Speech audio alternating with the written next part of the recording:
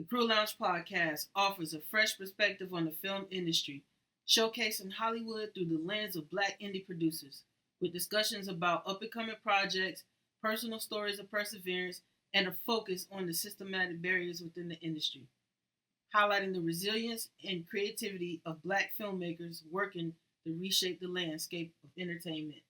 So pictures up, quiet on set. Take one. And then you can smack your finger. Yeah, you can do that.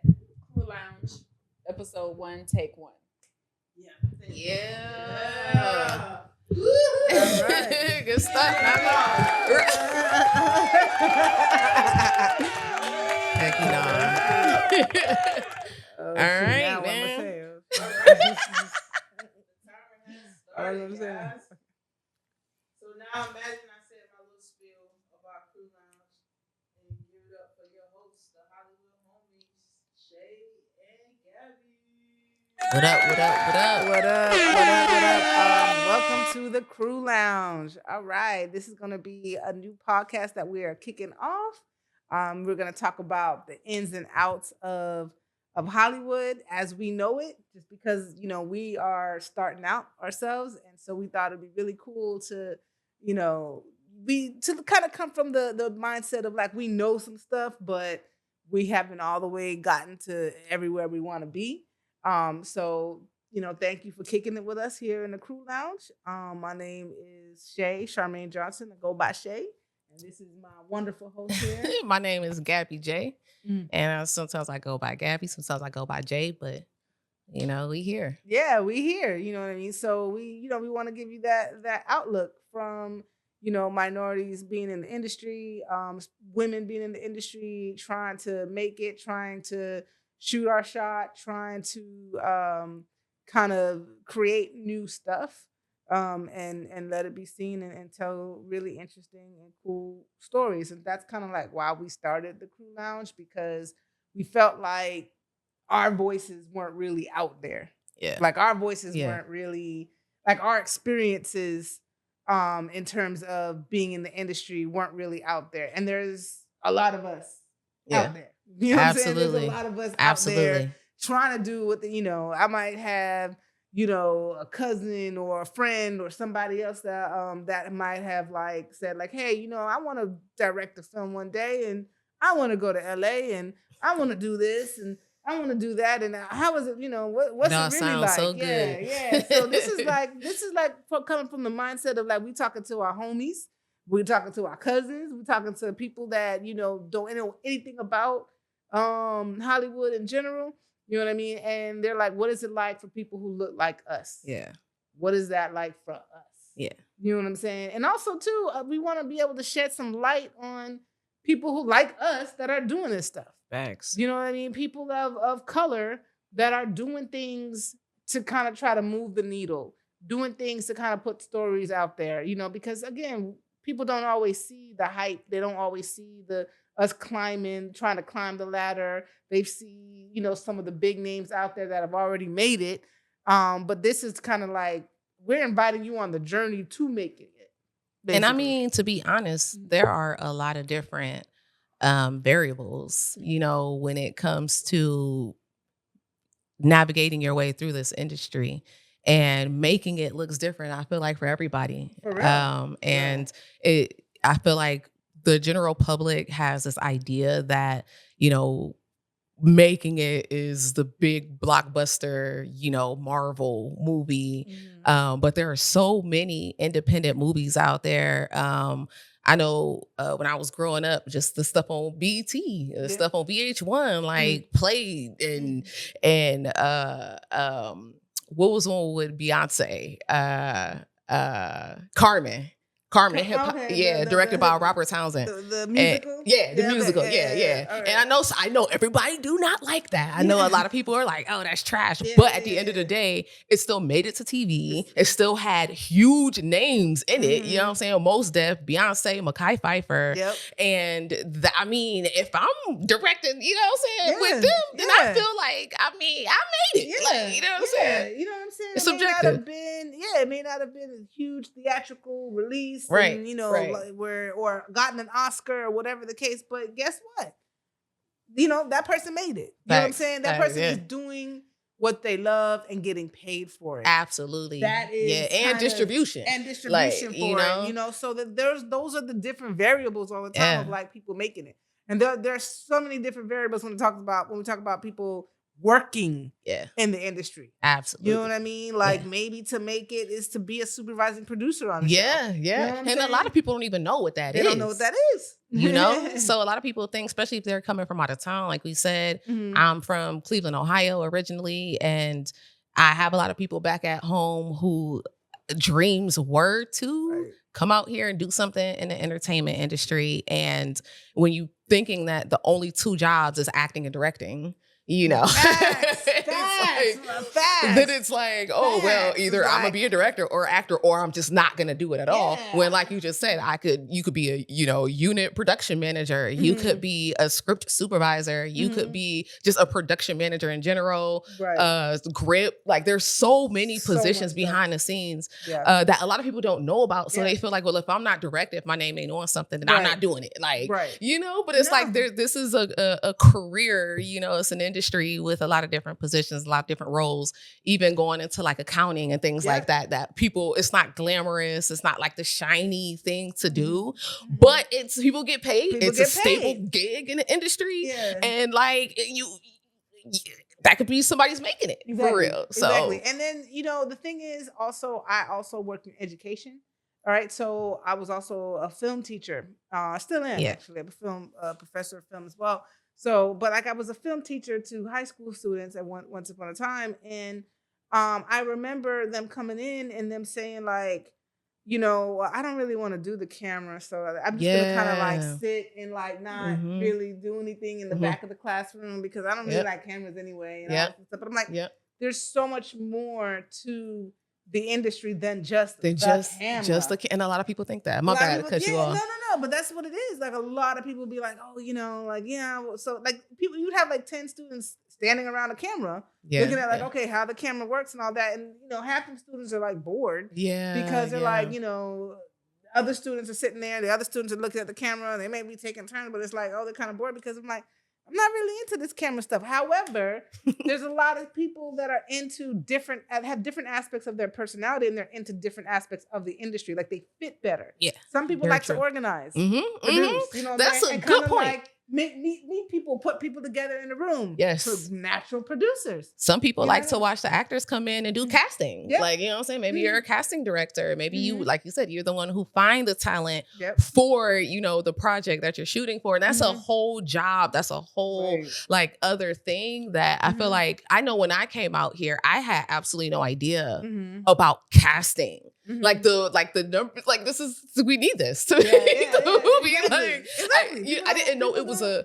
didn't know it was a whole position. Yeah. I didn't know that it was necessary for, bigger productions or like just in general. So it doesn't have to be a big production. Right. And I think that is the point of this podcast is, like Chay said, we are coming up in the industry, but we're not green. Like, what I'm saying? We're not novices any longer. And so there are so many different levels and stages and like we said again, just different points in the industry as far as making it, what that looks like, what it consists of. It's just, like I said, it varies for everybody, but there's a lot of people out there who don't know that casting is a thing, doesn't know about script supervising. I'm pretty sure a lot of people don't know what a script supervisor is. About ADing too. There we go. I literally, and the people don't know this. We're going to talk about this, but I legit did not know what that was when I came to interview for the production coordinator role. And he was like, we could do, maybe we see you better as an AD assistant director. And I'm like, okay, but in my head, I'm like, what is that? And I went to college for this shit and everything. And so there's a gap in information. And I feel like certain parties in this industry benefit from that. And we are just trying to, let you guys in on the middle, the gray area really going on of this. Yeah, let you guys know how to really kind of, navigate. Yeah. You know what I mean? Yeah. And yes, that's where we're coming from. And I feel like it was interesting because that kind of segues into like how we met. Yes. How we met. Yeah. So, and just a little bit also, just, I guess we'll talk a little bit about ourselves as well, and then we'll bridge the gap of how we met. But, so yeah, I started in the business, way back in the day doing like news stuff. I actually started in news, which was weird. Wow, that's crazy. Yeah. I did not know that. Yeah, I started at local news affiliates. I'm from South Florida. All right, so like Palm Beach area, or not, no, let me not say that. West. West Palm Beach area, because Palm Beach has a whole different connotation. Mm-hmm. But which is like, an hour out from Miami, you know what I'm saying? So I'll give you an idea. And I started, I went to school to get my bachelor's in communications. I really wanted to do film, but, the school I went to, like FAU, shout outs to them as well. But, it was also more so broadcasting and stuff. So I did that, and then I interned at like the Fox affiliate, NBC affiliate, the PBS affiliate. I interned the PBS affiliate for a little while. Wow. But I realized I didn't really want to do the news thing. I wanted to go out and do like more different creative productions, So I did some music videos here and there, but things didn't really start popping for me until I started to do the web series that I did. All right, it was called The Lovers and Friends Show. It got distribution. It's a big fucking deal. That's what we're gonna say. Well, the old one is kind of like, but yeah, that's fair, So but the trip to London, that is true. That is true. So that opened up a lot for me because it taught me how to run a set and run a production on very, very, very, very limited funds. And so we were able to get on Netflix once upon a time. We started when they actually had the DVDs for Netflix. I'm totally dating myself at this point. You know what I'm saying? Like this was 2009, whatever. But crazy. But it allowed me to travel. Also, I want to shout out to our producer, Tay Daz, that hopefully she'll. Right, yeah, we need some applause for that. We've been around that time is when we met and started doing all that stuff. So we do productions, all three of us, we do productions together and everything. So, shout outs to Tay Daz. Big ups. Big ups. But yeah, so it taught me a lot. I would say, it definitely taught us a lot in terms of how to manage people and how to manage a set and how to do things and how to create. And it was a kind of a cycle of shoot, create, or shoot, write, shoot, edit, and to do it in kind of like a fast, span of time. So it was good and we learned a lot, and then we did some other stuff together. We did the LA version, and that became successful moderately as well. And that's actually where we met on the LA version. But I'm gonna give it to Gabby to do her backstory. We'll catch up on that point. But yeah, so thanks for the assist. Yeah, so I mean, my background really is I just remember being a kid and watching Making the Video. And that was a fire show. Yes. Fire show. And that was the first time that I seen or that I realized that there's a crew behind the camera.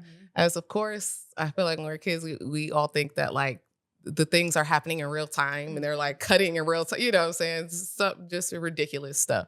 And when I seen that, I was like, oh, so I could, because I never like wanted to act. I never wanted to be in front of the camera. But it was like, I don't know why I'm doing this. I like being in front of the camera. I'm doing this because we need this to be done. It needs to be done. It needs to be done. Better than us right now. That part. And so once I seen that, there were people who were putting everything together and the illusion that they created on the show, it was just really attractive to me. Right. And I had the opportunity to work on a Nike commercial with LeBron when I was 15. And that shit like changed my whole like view on like filmmaking and how I had to like, dedicate my summer basically in high school to, work on films and stuff or whatever. But that was really like the key for me. That was really like what solidified it for me and was like, at 15 years old, I was just telling my mom, I'm going to school for this. Like, she wasn't with it at first. It was like, you're not about to waste my money going to school or nothing like that. In there. I love you, Mom. I love you, Mom. Pop said the same thing. No shade. Like, yeah. It was like, you're not about to waste my money doing that. But eventually she came around and I studied it in undergrad as well. And after that, I moved to California with my wife who attended USC. Go Trojans. I've always been a big SC fan, so that just worked out for me. But that brings it back to where we met. So it was funny because it was. I'm gonna be very careful with what I say, but see, this is when we need to send them to the Patreon to get the full scope of the scoop. But we gonna get in the edited version today. Edited version right here, right? So we were casting for Lovers and Friends LA. Actually, we were about to start shooting, so we weren't casting. This wasn't a casting thing. We were looking for production coordinator, I believe, in order to kind of get things going. And I remember we were there, me and Tay, whatever, and we had this interview that we had first, and yeah, it was a good interview. The aesthetics were there. Let's just say, aesthetically. That's a good way to put it. Yeah, it was a good interview. We were like, okay, we can see ourselves working with this person and so on and so forth and all of that. And, and then we had Gabby and, she was late. And so we were like, okay, she was our last one for the day, right? Because at the time, I think we were casting and meeting with production. Yeah. We were doing a lot that day. And so we were like, horrible. And to interject really quickly, just so y'all know, I am not a late person. I'm not a tardy person most of the time. Now my people around me, they looking, they shaking their head. They like, she a bold-faced lie. Most of the time, most 75% of the time, especially when it's like an interview, if it's like a first impression, like I'm always early. Like, you know what I'm saying? That whole basketball, if you on time, you late. I'm always early. That day. Not that day. Man. And it's crazy enough, that was the one time I was going to an interview with my wife and I, messing around in LA. I was still super new out here and got turned around on the freeway. And if anybody know anything about new or LA highways, a lot of the times you get turned around, it's a wrap. Like that's an episode onto itself. Like that's a whole season. About the 105 to 605. Anyway, and so I missed my exit and it added like 25 minutes to the, like I was going to get there just right on time. And then it added 25 minutes after I missed my exit. And I was like freaking out, telling my wife, like, I'm just going to go home. Like, because I'm so embarrassed because I'm so late. Like, this looks bad on me. Like, and she was like, just go, you never know how it could turn out. Like, it might work out in your favor. And when I got there and I seen Tay come to the door, I'm like, oh, thank you, God. She's black. She a stud lady. Like, oh my God. I'm like, hopefully she can she hold it down for a player. POP, hold it down. We was already thinking about the last one. That's the thing. We was thinking about the last one. So that didn't work in your favor when we saw you. That did not work in your favor. And so this is both sides. I'm just saying, aesthetically. Either way, I'm happy it worked out. But I'm sorry, go ahead.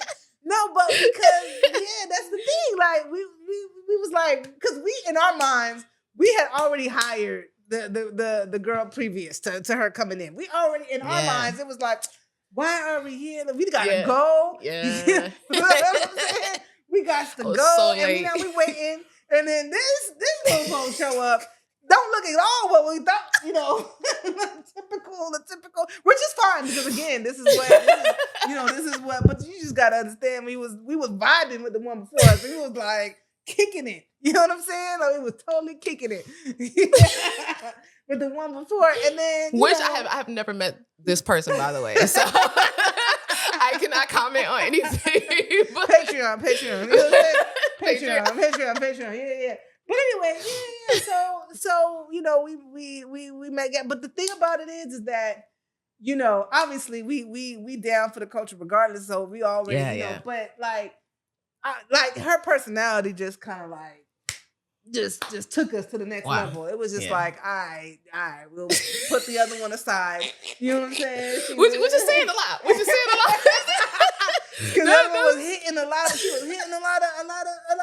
I'm sure that person was on time. She was, you know what I'm saying? But that was God. She just, because sometimes when somebody's late and they already working on a time, it's already kind of like shots. Yes, you know what I'm saying? You already had a deficit. Deficit. You know what I mean? I'm like, but. I don't know. Gabby just worked her magic in the room, and we was just like, oh yeah. And this was like 20. That was 15. It had to be 15. It had to be because y'all had just got out here. Yeah. And y'all got out here with four. Okay. Yeah.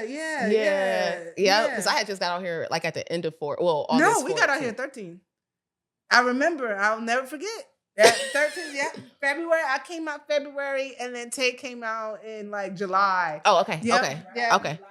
Yeah, exactly. Oh, wow. That's weird because that's my anniversary. That's so weird. I never knew that. Oh, I never knew my actual anniversary. Oh. Yeah. I'm out.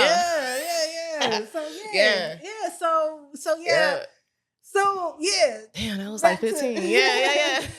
So this was years ago. So years later, we, you know what I'm saying, with a whole ass series behind us, a whole feature film behind us. Feature film, man. Like we still rocking. That's actually on Amazon Prime. Amazon Prime, A Rose and Concrete. Now. Check it out. So, A Rose and Concrete. We're definitely gonna talk about that as we continue on. Right. So just kind of like, we like to kind of wrap things up with a couple of questions, right? What you watching and what you working on, right? And so let's start with what you watching. What you watching, Gabby? You know what? Right now, I have been obsessed with Reasonable Doubt. Really? Yes. It's an all day thing now? No. That was this season. It was the second season. Had Morris Chestnut. Mm-hmm. I'm not gonna lie. I can't think of the main actress name right now. I feel so bad, but I feel like she's gorgeous. She's a gorgeous woman. Yeah. She holding that show down for real. Yeah. Okay. I mean, I'm a fan. Are you watching? Are you watching, Tay? Mm. Okay.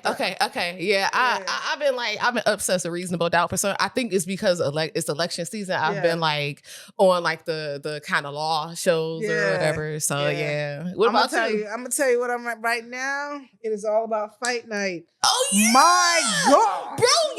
Yes. Fight night is. Oh my God, Kevin Hart just. Bruh. Like, Taraji. That ensemble. That cast is insane.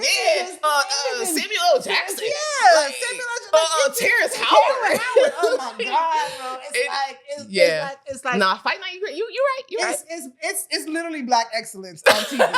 It's literally black excellence on TV. Hands down. I'm not gonna lie. And it just keeps getting better and better and better and better. And at first I wondered where it was going, but the twists and the turns and and I haven't finished it. I mean, I finished it. It's so good. Oh my God. It's so good. Oh my God. So that's tune in to Fight Night. How could I forget Fight Night? Yeah. Fight Night is my thing right now. Because Power Ghost gone off. So I need something that's like a little edgy in my life. I was about to say little, because like Taraji definitely gives it that it's a singer who's in it too. No, there's so many people. Yeah, but I feel like Taraji body the role. Kevin Hart. You don't know whether or not to like her or love her. Like, no, for real. You don't really know what to do with her. They wrote the fuck out her character. Oh yeah, because it's like she's so real. Yeah, like, it's not. She and then the wife. Man, come on now. Come on. feel about David Banner's performance? Oh my God. Like, oh what? my God. Love to hate him. Love to hate him. Love to hate him. I did not know he had those chops. Yeah. I did not know that. Bro, I'm telling you. And I just felt like nobody, I feel like they worked so well together. Mm-hmm. Nobody like stepped on each other. That's how I felt watching it. Very even kill. It really did. Like everybody had their moments. Everybody had their shine. It wasn't like, they just playing backup to this little character. Yeah. Terrence Howard, even though his character is a backup to Samuel L. Jackson, he is not my nigga. A backup. And it's like, how do you do that? Like, how do you write that? He ain't playing second. He ain't playing second to nobody playing second to nobody. To nobody. And it's, nobody's playing second and nobody's stepping on each other's toes. It's like there's a lot of confidence. Everybody knows who they are. Yep. And then I just feel like it was just written so damn well that, like you said, everybody got their shine. Everybody have their moment. Everybody. You know? We just need everybody to buy in. And Don Cheadle, Sam Jackson, Kevin Hart. My God. Terrence Hart, all on the same. It's just all on the same. With Taraji? Like, how? I don't know. So you're right. Fight night is everything. Yeah. It's everything. Yeah. So yeah, man. So just in general, man, you have a lot to look forward to with the Crew Lounge. You have so much to look forward to. Like, we're going to have guest stars on, soon or whatever. We're going to have, just talking about different aspects of the industry that you may not even thought about. Thanks. Interesting topics. We're going to keep things relevant. Yeah. And just, we're going to have a good time. We're always going to be chilling. Oh, and what you working on? Let's not forget what you're working on. Tell us what you're working on. Right now, what you working on, Gabby? I got so many things in the vault right now. But a project I'm super excited about is a musical, like a hip hop musical. Yes. And I don't want to give away the title or anything right now quite yet. But it's definitely in development right now, and I think we killing it. I think we on a good roll, and I think it's going to be amazing. So I'm super excited for that project. Same. We're working on that project too, and I'm also working on a short shooting in Florida as well, and we very excited about that, and we'll keep you posted as we get closer and start solidifying stuff because we're only in the script stage. And we in the script stage with that project as well. And you'll find that when you out here, sometimes you're doing multiple things. You're wearing multiple hats, and you're in multiple stages of development with multiple different projects. So. But yeah, I'm glad that you was able to come and kick it with us, at the Crew Lounge. Thank you so much. And you email us at 1025productioncompany@gmail.com if you have like any things that you want to share, any questions that you have, anything that you want to talk about working on, even if you want to be a guest on the show, all of that, as well as drop. Don't forget to like and subscribe for sure. And, comment. Tell us what you think. Tell us if you got questions or anything like that. Let us know. We might ask some of your questions on the next episode. Absolutely. Or address them on the next episode. Thank you for hanging out. It's a wrap, y'all. It's a wrap in the Crew Lounge. Wrap. Hey, you know what? It feels weird saying that on this side. Like I'm so used to saying that on behind the camera. But saying that, this is cool. I love it. I might be able to get used to this. So I guess we're going to see y'all on the next episode. Exactly. Next episode. There it is.